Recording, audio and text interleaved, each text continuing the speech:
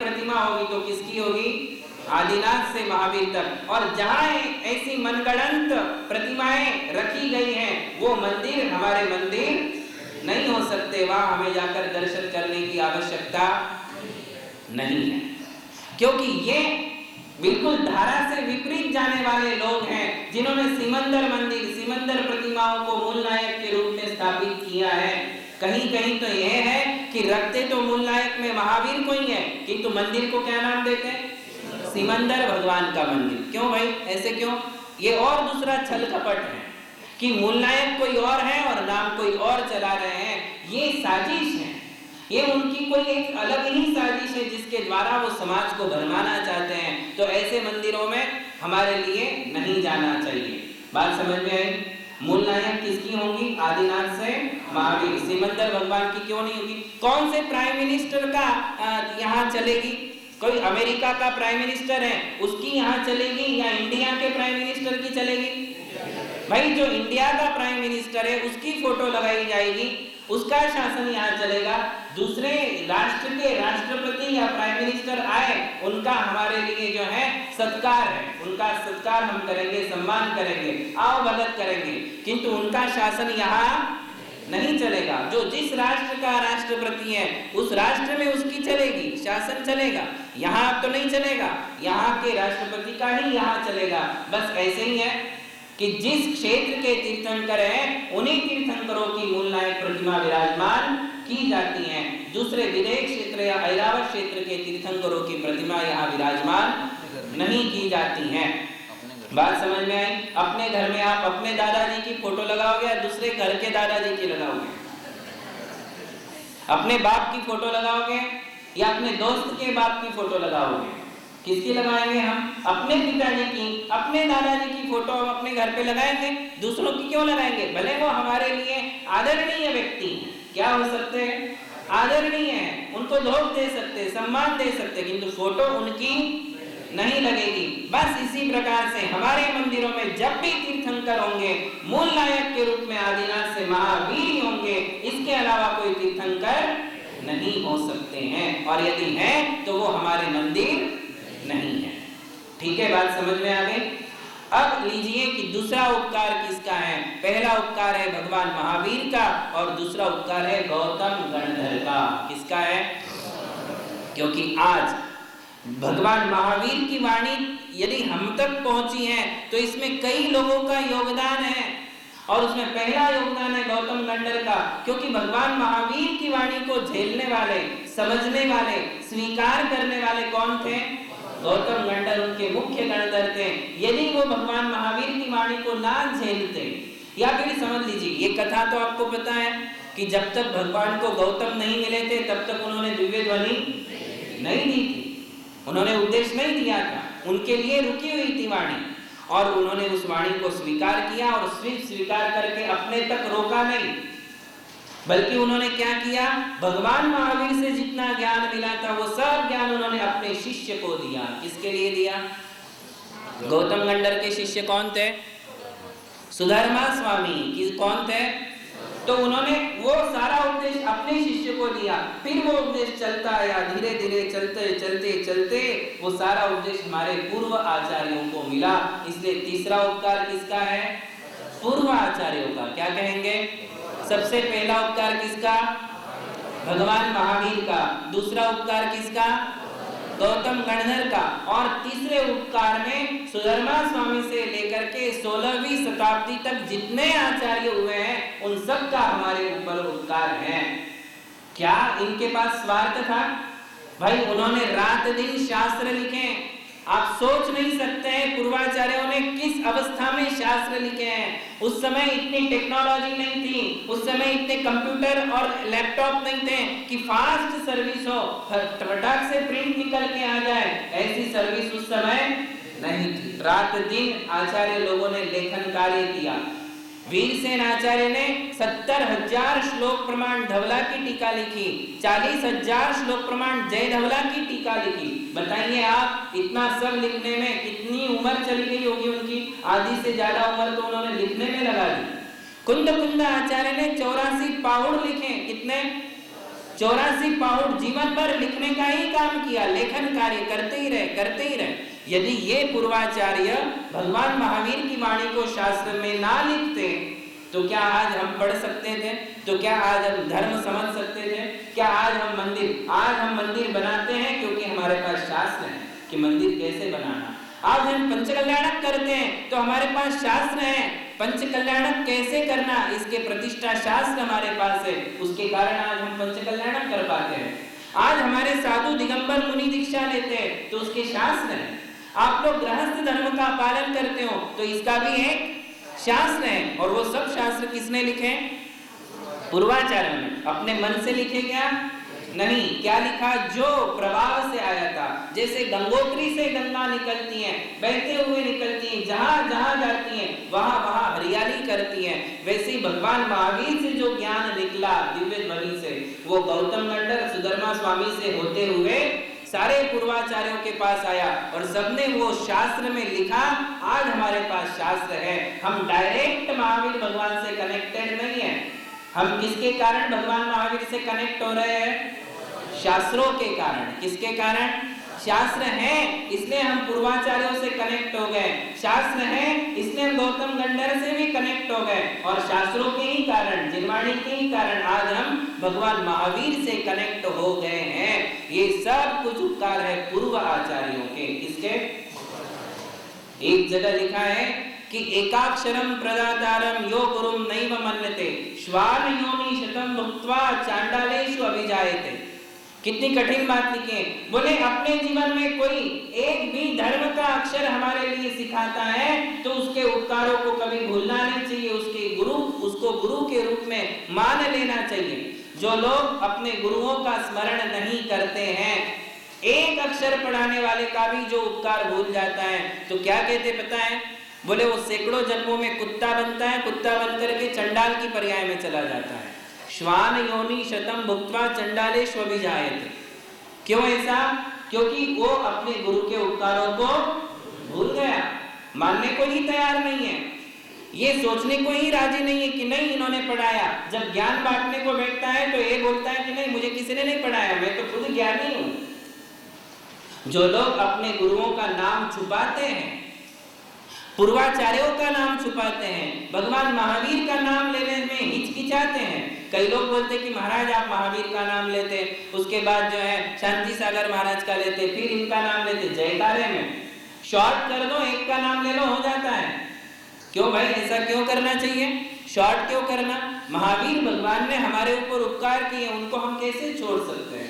फिर शांति सागर महाराज के आज हमारे ऊपर उपकार है कि उनके कारण आज हम देश भर में मुनियों के दर्शन कर रहे हैं, उनको हम कैसे भूल सकते हैं? फिर हमारे गुरु ने हमारे लिए दीक्षा लेकर पढ़ाया, लिखाया, सिखाया, क्या हम अपने मन से आपको सिखा रहे? किसके कारण बता रहे? हमारे गुरु ने हमें दीक्षा दी, पढ़ाया, बड़ा किया, लिखाया, सिखाया, इसलिए आज हम आपके सामने कुछ बोल पाते हैं। यदि वो ना सिखाते तो हम आपके सामने क्या बोल पाते? तो क्या हम उनकी जयकारे में भूल जाएंगे? जय लेना कभी नहीं भूलना चाहिए। जो हमारे लिए पढ़ाते हैं, सिखाते हैं, सबसे बड़ा उपकार वो जो लोग हमारे लिए धर्म सिखाते हैं। विद्या, स्कूल कॉलेज की विद्या तो तुम पैसे फेंको और सीखते जाओ, किंतु धर्म की शिक्षाएं जिन निस्वार्थ गुरुओं से अपने को सीखने को मिलती हैं, उनके उपकारों को कभी भूलना। गुरु लोग तुमसे क्या ले जाते हैं? क्या कोई फीस लेते हैं कि भैया 1 घंटे की फीस लाओ? महीने भर 1 महीना हो गया हमारी ट्यूशन को, लाओ हमारी फीस। हमारे गुरु निस्वार्थ होते हैं, उन्हें तुम्हारे से कौड़ी भर भी स्वार्थ नहीं है, कुछ भी अपेक्षा नहीं है, किंतु उनके मन में करुणा है कि तुम्हारे लिए ज्ञान मिले, शिक्षा मिले, धर्म सीखो, आगे बढ़ो, अपने आत्मा का विकास करो, अपने जीवन को मंगलमय सुख और शांति से भर दो। ये भावना किसकी है? गुरुओं की भावना है कि तुम सदैव धर्म के साथ चलो, सुख शांति के साथ जियो, तुम्हारा अंत में समाधि मरण हो। ये भावना से गुरु हमारे लिए पढ़ाते हैं, उनको उपकारों को हमारे लिए कभी नहीं भूलना चाहिए। ये उपकार परंपरा हमने किससे सीखी? नमो अरिहंताणम। अरिहंतों को पहला नमस्कार करके हमने ये सीखा है। नमोकार मंत्र से हमारे लिए, सारे संसार के लिए संदेश मिला है कि हमारे लिए उपकारी लोगों का उपकार कभी भूलना नहीं चाहिए, उनका प्रतिदिन स्मरण करना चाहिए। तो आप प्रतिदिन किसका स्मरण करोगे? भगवान महावीर का। किसका करोगे? भगवान महावीर का, पूर्व आचार्यों का, अद्यतन आचार्यों का, जो हमारे लिए उपकार कर रहे हैं, धर्म सिखा रहे हैं, उनका प्रतिदिन हमारे लिए स्मरण करना चाहिए। ये उपकार स्मरण की परंपरा है। जैन धर्म में इसके लिए प्रथम स्थान दिया है कि हम किए हुए उपकारों को रोज स्मरण करें। इसलिए हम रोज क्या कहते हैं? नमो हरिहंताणम। तो ये उपकार स्मरण की ये शिक्षा आप लोग अपने जीवन में प्राप्त करें और कृतज्ञ बने रहें। दूसरों के ऊपर उपकार करते रहो और दूसरों के उपकारों को स्मरण करते रहो, आपका कल्याण होगा। महावीर भगवान की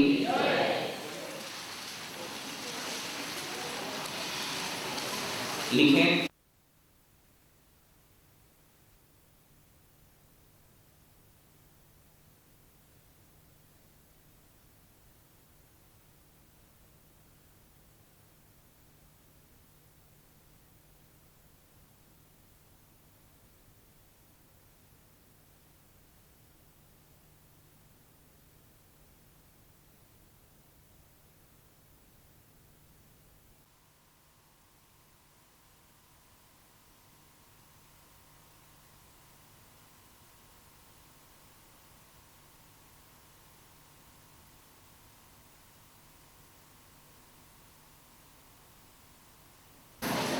नमो आयरियाणम, नमो उवज्झायाणम, नमो लोये सौवसाहुणम। महामंत्र नमोकार के ये 3 पद हमारे लिए गुरुओं के दर्शन करवाते हैं। कल तक हमने अरिहंत भगवान, सिद्ध भगवान और तीर्थंकरों के विषय में जाना था। आज हम हमारे गुरुओं के विषय में कुछ जानकारियां हासिल करेंगे।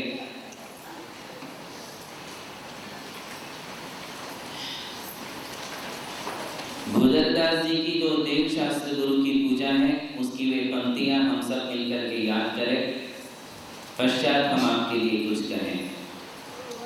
गुरु आचार्य उवझाय साधु, तन नगन रतन त्रय निधि अगाध, संसार देह वैराग्य दार, निर्वांछित पे शिव पद निहार, गुण 36 25 8 20, भवतारण करण जिहाज ईस, गुरु की महिमा वर्णी न जाय, गुरु नाम जपो मन वचन काय, गुरु नाम जपो मन वचन काय। यदि हम इन पंक्तियों की ओर ध्यान दें तो करीब करीब सारी बातें हमारे लिए समझ में आ जाती हैं कि हमारे गुरु कैसे होते हैं।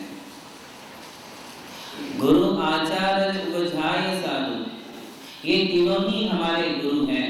आचार्य भी हमारे गुरु हैं, उपाध्याय भी हमारे गुरु हैं और साधु भी हमारे गुरु हैं। कहीं कहीं तो 5 परमेष्ठियों को ही गुरु माना गया कि ये 5 परम गुरु हैं। किंतु जब हम इनमें भेद करते हैं तो 2 को भगवान समझते हैं और 3 को हमारे गुरु समझते हैं। आचार्य, उपाध्याय और साधु, ये 3 नाम अलग अलग हैं। इन तीनों की अवस्थाएं अलग अलग हैं। इन तीनों के नियम अलग अलग हैं। इन तीनों के कर्तव्य अलग अलग हैं। ऐसा होते हुए भी कुछ ऐसे नियम हैं जो सामान्य हैं, तीनों में पाए जाते हैं। जैसे कि कहा, तन नगन रतन त्रय निधि अगाध। तो हम आज पहले सामान्य नियमों की चर्चा कर लें कि ऐसे कौन से सामान्य नियम, सामान्य संविधान हैं जो तीनों के लिए आवश्यक हैं या तीनों में हम देखते हैं, पाते हैं। आचार्य की एक अलग जिम्मेदारी है, आचार्य एक अलग पद है, उपाध्याय एक अलग पद है। ऐसा होते हुए भी कुछ ऐसी बातें हैं जो आचार्य, उपाध्याय और साधु तीनों में समान है और ये हम सब जानते हैं। जैसे कि तीनों ही एक ही बार आहार करते हैं। ऐसा नहीं है कि आचार्य बड़े हैं इसलिए उन्होंने एक बार, उपाध्याय उनसे छोटे हैं तो 2 बार, और साधु और छोटे पड़ जाते हैं तो उन्होंने 3 बार आहार करना, ऐसा नहीं है। तो हम उन्हीं सामान्य नियमों की चर्चा आज कर लें कि वे कौन कौन सी बातें हैं जिनमें तीनों के सामान्य रूप से हमारे लिए दर्शन होते हैं। तो तन नगन, तीनों ही नग्न होते हैं। बाहर का स्वरूप हम देख रहे हैं कि बाहर से हमारे आचार्य, उपाध्याय और साधु कैसे हैं। तो बाहर के स्वरूप को ही हम पहले टटोल ले तो हम सबसे पहले उनके नग्न मुद्रा को देखते हैं। जो बातें हमने अरिहंत भगवान के समय की थी कि बाहर से उनके कपड़े नहीं है, अलंकार नहीं है, अस्त्र शस्त्र नहीं है और स्त्री उनके साथ नहीं है, वैसे ही आचार्य, उपाध्याय और साधु में भी ये चारों बातें हम देखते हैं कि उनके तन पे भी कोई कपड़े नहीं होते हैं, अलंकार नहीं होते हैं, इसी प्रकार अस्त्र शस्त्र उनके शरीर पर नहीं होते हैं और स्त्री उनके साथ नहीं होती है।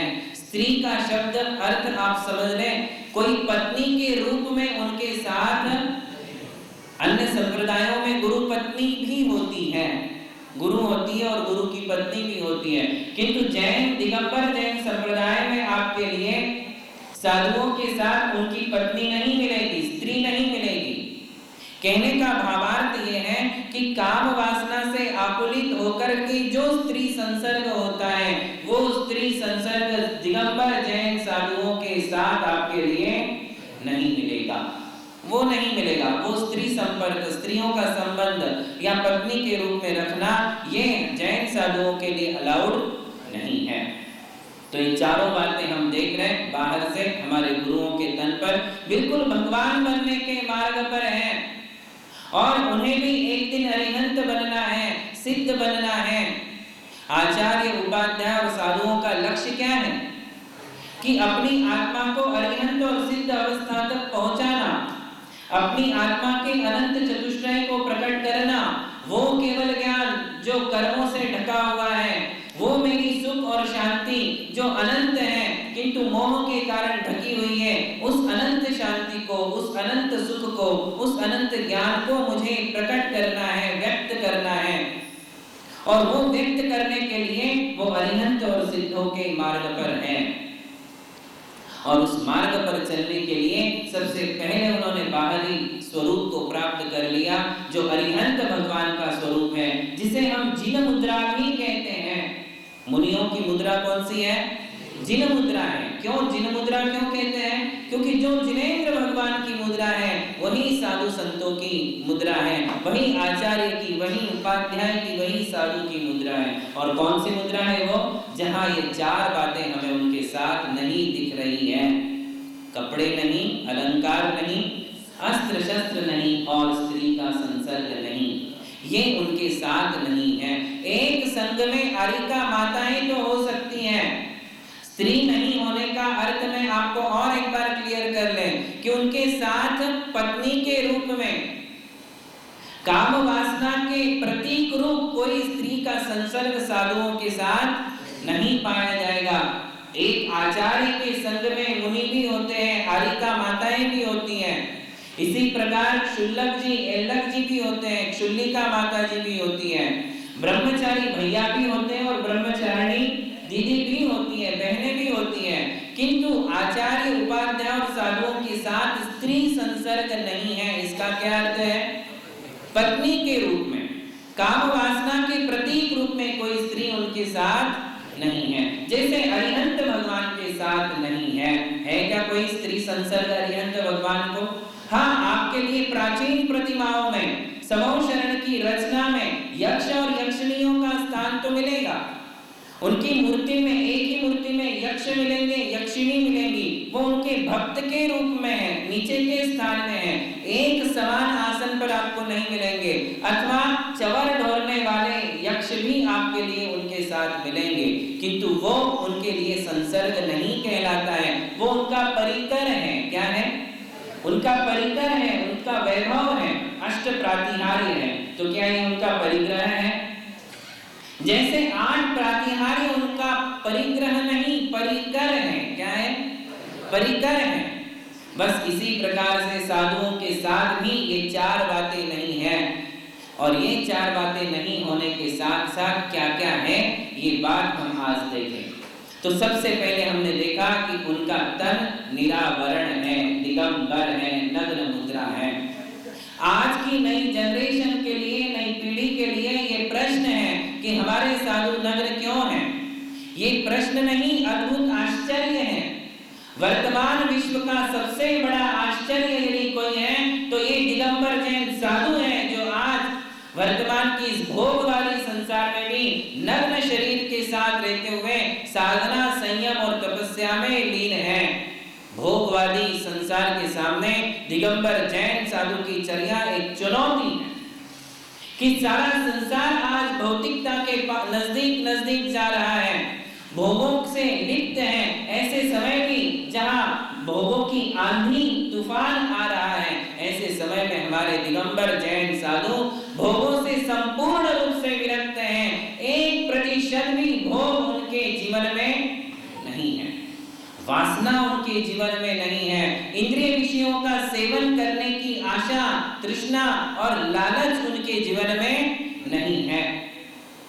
ये एक अद्भुत आश्चर्य है कि आज इतने बड़े संख्या में, जहां जैनों की संख्या बहुत कम हो चुकी है और जैनेतर संप्रदाय के ही सब तरफ हमारे लिए लोग मिलते हैं, किंतु उन सारी भीड़ के बीच में हमारा दिगंबर जैन साधु साहस को लेकर के और जिनेंद्र भगवान की श्रद्धा को लेकर के, जिन शासन के प्रति समर्पण को लेकर के नग्न मुद्रा के साथ विचरण कर रहे हैं। भारतवर्ष के कोने कोने में आज दिगंबर जैन साधु के दर्शन हमारे लिए हो रहे हैं। ये उनका एक अद्भुत साहस है।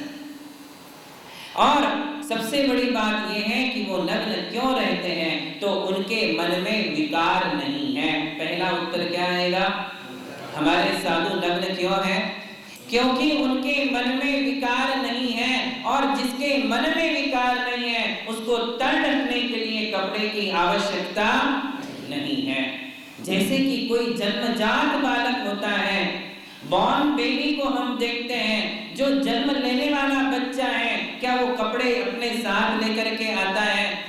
नहीं आता है। वो प्राकृतिक रूप में आता है, वो प्रकृति का रूप लेकर के आता है। जैसे उसको हम कपड़े नहीं डालते हैं, उसको कपड़े ढकने की आवश्यकता नहीं है, क्योंकि बिल्कुल निश्चल है, निष्पाप है, किसी प्रकार के विकार भी उसके मन में नहीं है, इसलिए उसकी वो नग्न मुद्रा हमारे लिए भाती है।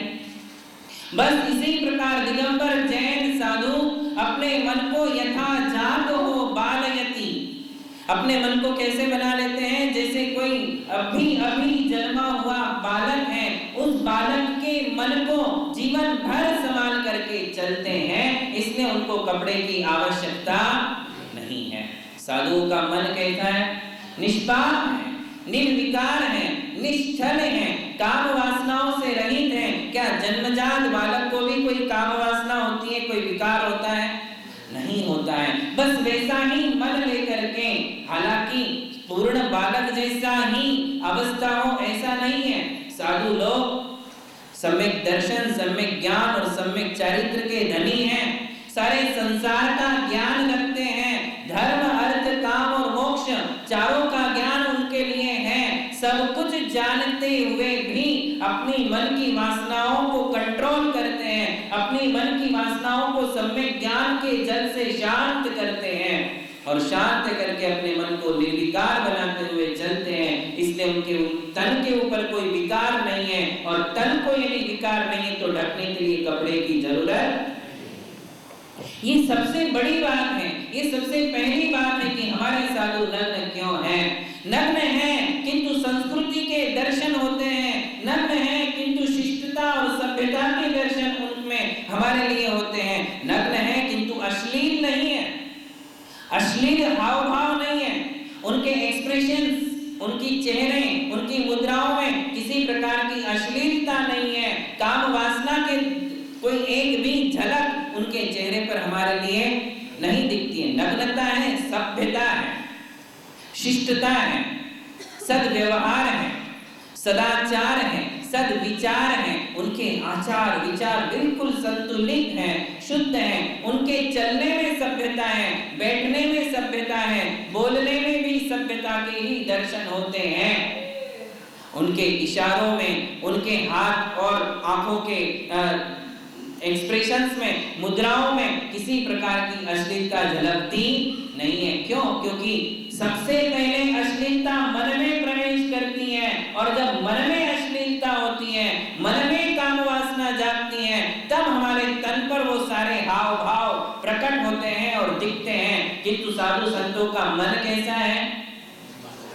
मुनि मन सम उज्ज्वल नीर प्रास। देखो किसको किसकी उपमा दी है? मुनि महाराज के मन को निर्मल पानी की उपमा नहीं दी है, बल्कि पानी को मुनि महाराज के मन की उपमा दी है। थोड़ा सा ध्यान से देखो, मुनि मन सम उज्ज्वल नीर, ये कौन सी पूजा में की पंक्ति है? 24वीं पूजा। उसमें क्या कहा कि मैं भगवान को जल चढ़ाता हूँ। जल कैसा है? बोले जैसा मुनियों का मन पवित्र है वैसा ये जल है। कितनी बड़ी बात है। जनरली हम दृष्टांत कैसा लेते हैं कि जैसा पानी निर्मल है ऐसे ही इसका मन साफ और सुथरा है, किंतु यहाँ पानी से भी निर्मल किसको माना गया? मुनियों के मन को माना गया कि जैसे मुनियों का मन है, अर्थात आप समझ गए होंगे कि मुनियों का मन बिल्कुल शांत होता है, निर्विकार होता है, शीतल होता है, इसलिए उनके तन पर किसी प्रकार का विकार नहीं है, और तन पर कोई विकार नहीं है, इसलिए उन्हें कपड़े पहनने की आवश्यकता। और इससे भी कोई ज्यादा पावरफुल आंसर आपको चाहिए तो वो ये है कि उन्हें जिनेंद्र भगवान की ऐसी ही आज्ञा है।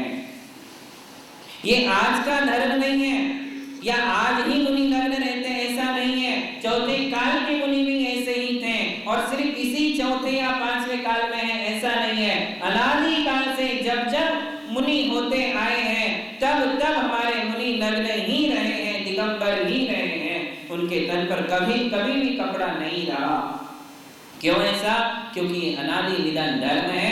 तीर्थंकरों ने उसकी प्ररूपणा की है, जिनेंद्र भगवान की ऐसी आज्ञा है, इसलिए हमारे मुनिराज कपड़े नहीं पहनते।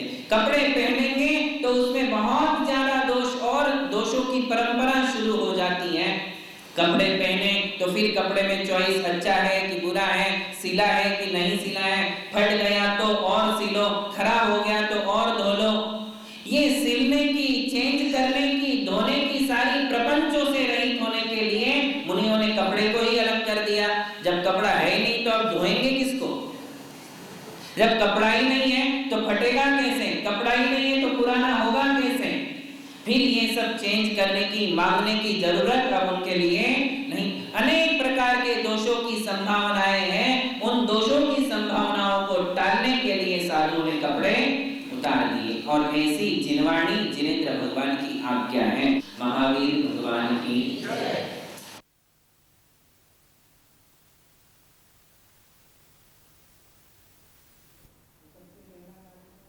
हम कि वो मन से निर्विकार है, विकार रहित है, ऐसे कारण तन से नग्न होने के हैं। अब दूसरा कारण, दूसरी बात कहते हैं कि हमारे साधु, हमारे गुरु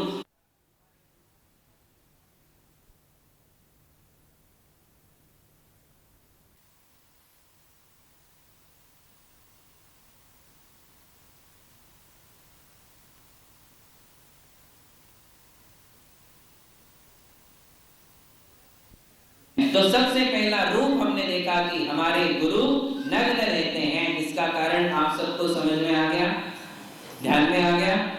तो सबसे पहला कारण क्या बताएंगे हम कि वो मन से निर्विकार है, विकार रहित है, ऐसे कारण तन से नग्न होने के हैं। अब दूसरा कारण, दूसरी बात कहते हैं कि हमारे साधु, हमारे गुरु और कैसे हैं? आचार्य, उपाध्य और साधु, तीनों में और ऐसी कौन सी सामान्य बात है जो तीनों में पाई जाती है? तो कहते हैं कि वो केशलौच करते हैं। क्या करते हैं? केशलौच करते हैं। केशलौच का मतलब है कि अपने सिर के, मूंछ के और दाढ़ी के बालों को वो अपने हाथ से ही उखाड़ करके अलग कर देते हैं, और ये नियम उनके उनके लिए पालन करना ही पड़ता है। 2 महीने में यदि केश लॉन्च करते हैं तो वो उत्कृष्ट माना जाता है, 3 महीने में यदि केश लॉन्च करते हैं तो वो मध्यम माना जाता है, और 4 महीने में यदि केश लॉन्च करते हैं तो वो जघन्य माना जाता है। मतलब साधु जघन्य है ऐसा नहीं, जघन्य विधि है कि एटलीस्ट आपको 4 महीने के अंदर केश लॉन्च करना ही है। इससे कोई साधु उत्कृष्ट, मध्यम और जघन्य है ऐसी बात नहीं कह रहे हैं, ये तो साहस की बात है।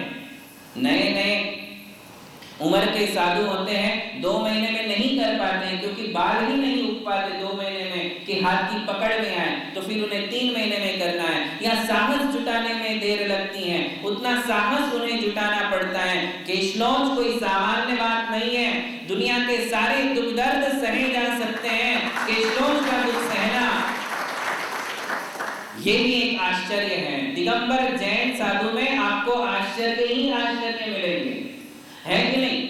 आज हर संप्रदाय का गृहस्थ व्यक्ति ये मान गया है, ये जान गया है, और वो बोलने भी लग गया है कि दिगंबर जैन साधु जैसी चर्या हमें कहीं नहीं मिलती है, ऐसे साधु हमारे लिए कहीं नहीं मिलते हैं। साधु हर समाज के लिए मिले हैं, हर धर्म संप्रदाय के मिले हैं, सारे संप्रदाय के साधु कुछ ना कुछ साधना करते होंगे, किंतु दिगंबर जैन साधुओं की चर्या की कोई सानी इस संसार में नहीं है। ऐसा मैं दिगंबर जैन साधु हूं इसलिए नहीं कह रहा हूं, ये बात आज प्रसिद्ध है, सब लोग इस बात को मानते हैं। हम लोगों के लिए ये सामान्य बात है, किंतु जैनेतर संप्रदाय वालों के लिए ये बहुत विशेष बात हो जाती है। आप लोगों को तो रोजमर्रा वाली बात हो गई, रोज दिखते ही अपने साधु, है कि नहीं? तो आपके मन में जितना महत्व है उससे ज्यादा उनको महत्व लगता है। आई बात समझ में? तो वो केश लॉन्च करते हैं, तो केश लॉन्च कैसे करेंगे? जघन्य उत्कृष्ट से 2 महीने में, मध्यम से 3 महीने में, और जघन्य से, जघन्य का मतलब है एटलीस्ट उनको 4 महीने के अंदर करना ही है, 4 महीने का उल्लंघन वो नहीं कर सकते हैं। अब वो कैसे करेंगे? हाथ से ही करेंगे। कहाँ के बाल निकालेंगे? सिर के, मूंछ के और दाढ़ी के बाल, ये 3 जगह के बाल वो हाथ से निकाल देंगे। हाथ से ही क्यों करेंगे? आज दिगंबर जैन साधु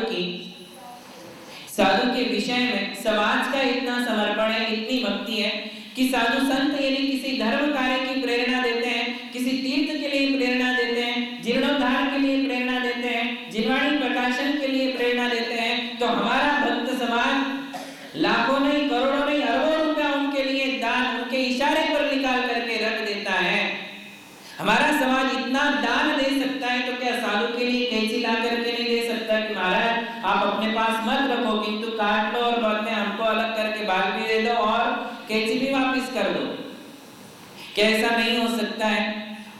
किंतु ये सब नहीं है, इसमें बात ही अलग है कि हमारा साधु केश लॉन्च क्यों करता है। तो मरण कंडिका में एक जगह इसका बहुत बढ़िया कारण का उल्लेख किया है कि जो साधु केश लॉन्च के दुख को सहन कर लेता है, उसके लिए जीवन के सारे कष्ट छोटे हो जाते हैं। जो केश लॉन्च का दुख सह सकता है, वो उपवास का, अंतराय का, एकादश का, पैदल चलने का, ठंडी का, गर्मी का, सर्दी का, बीमारियों का हर दुख सह सकता है, क्योंकि केश लॉन्च से बढ़कर के कोई दुख इस संसार में, मतलब मुनियों के जीवन में केश लॉन्च से बढ़कर के और कोई साधना नहीं है। केश लॉन्च हाथ से अपने बाल उखाड़ना, कई लोग कहते कि महाराज मेरे 2 बाल उखाड़ के दिखाइए ना, देखो तो मैं मुझे क्या लगता है, और वो अपने हाथ से 2 बाल निकालता है तो उसको लगता है कि नहीं नहीं कुछ तो होता ही नहीं है, तो इजी प्रोसीजर होगी। 2 बालों में समझ में नहीं आएगा, जब एक छोटा सा एरिया अलग करोगे तब समझ में आएगा कि क्या होता है। मतलब अद्भुत, बहुत बड़ी सहनशीलता है साधुओं की, ये छोटी मोटी बात नहीं है। ऊपर के सिर के निकालना और मूंछ के निकालना, दाढ़ी के निकालना बहुत बड़ा कष्ट है, और इस कष्ट को जो सहन कर लेता है वो साधु जीवन का हर कष्ट बहुत सहजता से सहन कर सकता है। इसलिए इसे आप यदि साधु बनने की एंट्रेंस एग्जाम भी कह लो तो कोई बड़ी बात नहीं है। क्या है ये? जैसे आजकल आप सीए के लिए, एमबीए के लिए या मेडिकल फील्ड के लिए क्या देते, आईएएस के लिए होती है ना एंट्रेंस एग्जाम, तो एंट्रेंस एग्जाम में यदि आप उत्तीर्ण हो गए, पास हो गए, तो फिर आगे आप बढ़ सकते हो। बस ऐसे ही साधु बनने की एंट्रेंस एग्जाम कौन सी है? कैशलोच। यदि कैशलोच में तुम पास हो गए तो समझ लो कि तुम आगे पास ही पास हो जाओगे। और कैशलोच करने का अर्थ है कि ये साधु वैरागी है। कैसे है? इन्हें अपने तन से ममत्व नहीं है, अपने शरीर से ममता को घटाने के लिए साधु कैशलोच करते हैं। ये दूसरा कारण। पहला कारण क्या कहा? कि सारे कष्ट सहन करने की क्षमता पाने के लिए वो कैशलोच के कष्ट सहन करते हैं। और दूसरा कारण क्या है? दूसरा कारण ये है कि उन्हें अपने तन की ममता को घटाना है। शरीर से यदि ममता नहीं घटेगी तो हम कैशलोच नहीं कर सकते। यदि शरीर के प्रति बहुत ज्यादा प्यार होगा, बहुत ज्यादा ममता होगी, उसकी सुरक्षा की बहुत ज्यादा चिंता होगी, तो फिर वो व्यक्ति कैशलोच नहीं कर सकता है। जब तक तन की ममता नहीं हटेगी तब तक कैशलोच नहीं होगी। तो इसी प्रकार दोनों तरफ से तन की ममता हटी है इसलिए कैशलोच करते हैं, और तन की ममता को और घटाना है इसलिए वो कैशलोच करते हैं। कैशलोच करने का ये दूसरा कारण है। और तीसरा कारण है, कोई कहे कि महाराज कैशलोच करो ही मत, बाल बढ़ने दो आराम से, और बड़े बड़े बालों को लेकर के रहने दो, काटने का काम ही नहीं, ना कैंची का काम ना उखाड़ने का काम। तो फिर आचार्य कहते हैं कि नहीं, ऐसे बढ़ते हुए बालों में चीटी लट हो जाती है और छोटे छोटे जीवों की उत्पत्ति उन बालों में होने लग जाती है, खुजलियां आने लग जाती हैं, और यदि बाई चांस खुजाल दिया तो जीवों की हिंसा का प्रसंग वहां प्राप्त होता है। इसलिए हमारे लिए बाल अलग करना ही होगा। मतलब ये ऑप्शन भी सही नहीं है कि हम अपने बालों को बढ़ाएं। बाल जितने बढ़ेंगे उतने जीवों की उत्पत्ति उस बालों में होती रहेगी। इसलिए वो जीव हिंसा से बचने के लिए कैशलोच करते हैं। कितने कारण हुए? 3। पहला कारण क्या कहा? कि सारे कष्टों को सहन करने की क्षमता को पाने के लिए कैशलोच का कष्ट सहते हैं। दूसरा कारण क्या है? दूसरा कारण है कि तन की ममता को घटाने के लिए, शरीर की ममता को घटाने के लिए कैशलोच करते हैं। और तीसरा कारण क्या कहा? जीव हिंसा से बचने के लिए कैशलोच करते हैं। और फिर चौथा कारण है कि उनको याचना नहीं करनी पड़े कि भैया बाल बढ़ गए हैं, किसी नावी को बुला के लाओ, कैंची लेकर के आओ, इसको ठीक से अलग कर दो। मांगने की आवश्यकता नहीं पड़े, किसी के सामने हाथ फैलाने की आवश्यकता ना पड़े, वो इसलिए अपने हाथ से ही कैशलोच करते हैं। खुद के लिए वो किसी से कुछ मांगते नहीं है, इसलिए वो हाथ से ही कैशलोच करते हैं। इस प्रकार ये दूसरी बात हमने सीखी। सबसे पहली बात आज हमने सीखी कि हमारे साधु नग्न क्यों रहते हैं, और दूसरी बात हमने सीखी कि हमारे साधु कैशलोच क्यों करते हैं। तो ये दो बातें हम बाहर से साधुओं में देख रहे हैं, अंदर की बात नहीं चल रही है। जैसे हमने अरिहंत भगवान के बारे में 2 प्रकार से चर्चा की कि भगवान बाहर से कैसे हैं और अंदर से कैसे हैं। इसी प्रकार हम साधुओं की बाहरी रूप की चर्चा कर रहे हैं कि बाहर से हमारे साधु कैसे हैं, कितने सभ्य हैं, कैसी साधना में लीन हैं, कैसी साधना, कैसे कष्ट सहन करते हैं। तो पहली बात हुई कि वो शरीर पे कपड़े अलंकार नहीं रखते हैं, और दूसरी बात है कि वो कैशलोच करते हैं। अब तीसरी बात है कि वो पैदल ही विहार करते हैं। कैसे विहार करेंगे? पैदल ही विहार करेंगे। विहार करने के लिए वो किसी प्रकार की वाहन का प्रयोग नहीं करेंगे, कोई व्हीकल यूज नहीं करते हैं। क्यों ऐसा? पैदल ही विहार क्यों करते हैं? तो इसका भी कारण है। साधु की चर्या का कारण, हर बात का कारण आपके लिए मिल जाएगा। कोई भी ऐसी चर्या नहीं है जो बिना काम की हो, जिसमें कोई उद्देश्य नहीं हो, जिसमें कोई तथ्य नहीं हो। ऐसी कोई भी दिगंबर जैन साधु में चर्या आपको नहीं मिलेगी। हर चर्या के पीछे कुछ ना कुछ कारण हमारे शास्त्रों में लिखे हैं। तो कहते हैं कि वो पैदल ही विहार करते हैं। क्यों? क्योंकि वाहन प्रयोग करने से असंख्यात और अनंत जीवों की हानि होती है, हिंसा होती है। ये कारण सबके लिए पता है। होती है ना, एक बार तुमने बाइक स्टार्ट की, एक बार तुमने 4 व्हीलर स्टार्ट की, अब आप घर से आधा किलोमीटर भी गए तो उस आधे किलोमीटर में कितने जीव मरेंगे? ये मत बोलिएगा कि नहीं हम तो दूर की जर्नी नहीं करते, थोड़ी थोड़ी सी जर्नी कर लेते हैं। थोड़ा भी बैठोगे तो भी उसमें कितने जीवों की हिंसा है, और वो प्रमत्त आचरण है, वो अप्रमत्त आचरण नहीं है। उसमें जीव हिंसा हो या ना हो, हिंसा का दोष लगने ही वाला है, क्योंकि जीव हिंसा की संभावनाएं है, जीव हिंसा उसमें होती ही है। बात समझ में आई? असंख्यात जीव उसमें मर जाते हैं। 2 इंद्रिय, 3 इंद्रिय, 4 इंद्रिय और पंचेंद्रिय जानवर गाड़ियों के नीचे आकर के मर जाते हैं। एक्सीडेंट यदि हो गया तो अच्छे अच्छे आदमी भी एक्सीडेंट में मर जाते हैं। इसी प्रकार एकेंद्रीय जीव भी मरते हैं, और कभी यदि घास के ऊपर से गाड़ी निकल जाती तो अनंत जीव हिंसा का प्रसंग उसमें आता है। तो कितने जीव संख्यात मरते हैं, असंख्यात मरते हैं, और अनंत जीवों की हानि वाहन प्रयोग से होती है। इसलिए हमारे दिगंबर जैन साधु वाहन प्रयोग नहीं करते, क्योंकि उन्होंने कौन सा महाव्रत ग्रहण किया है? अहिंसा महाव्रत। सबसे पहला महाव्रत कौन सा है? तो अहिंसा महाव्रत की रक्षा करने के लिए वो वाहन प्रयोग नहीं करते हैं। इसीलिए वो विहार तो करते किंतु रात में विहार नहीं करते हैं। जैसे ही अंधेरा पड़ जाता है वैसे ही वो विहार बंद कर देते हैं। देखिए दूसरी बात है, विहार तो करेंगे, पैदल ही करेंगे, दिन में ही करेंगे। सूर्य का प्रकाश या उस प्रकाश से जब तक ताप बना रहेगा, सनसेट होने के बाद भी थोड़ा सा ताप बना रहता है, मार्ग में उजेला होता है, तब तक वो विहार करेंगे। उसके बाद वो विहार क्यों नहीं करेंगे रात में? क्योंकि रात में सूर्य प्रकाश से रास्ता प्रासुक नहीं हुआ है। रास्ता जो है वो सनलाइट से प्रासुक होता है। वो गर्मी जब मिलती है तो रास्ता प्रासुक होता है ना? ऊपर की जो जमीन है वो प्रासुक हो जाती है। इसलिए दिन में ही और रात में सनलाइट नहीं है, सूर्य का प्रकाश नहीं है, रास्ता प्रासुक नहीं है, और जीव जंतु दिखते नहीं है। 4 हाथ की भूमि जब तक नहीं दिखेगी तब तक साधु विहार, लंबा विहार वो नहीं करते हैं। बात समझ में आ गई?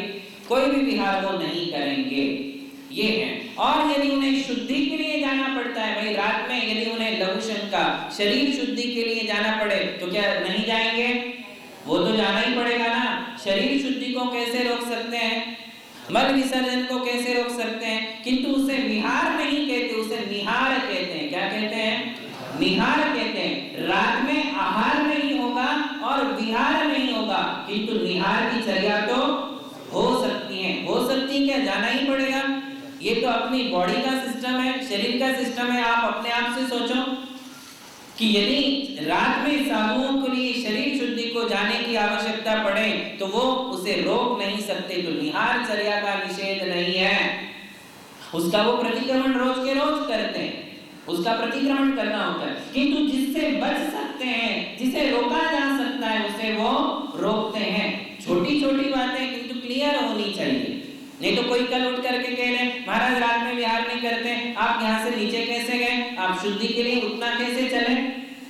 तो ये बात भी क्लियर रखी है कि निहार चर्या का निषेध नहीं है। 3 चर्या है, आहार, विहार, निहार। आहार का मतलब जो खड़े होकर के दिन में भोजन करते हैं, और विहार का मतलब एक जगह से दूसरी जगह जो उनका प्रस्थान होता है, एक मंदिर से दूसरे मंदिर, एक गांव से दूसरे गांव, ये जो होता है उसे विहार कहते हैं। और निहार का मतलब है मलमूत्र विसर्जन के लिए जो शरीर शुद्धि की जाती है उसके लिए निहार कहते हैं। तो रात्रि में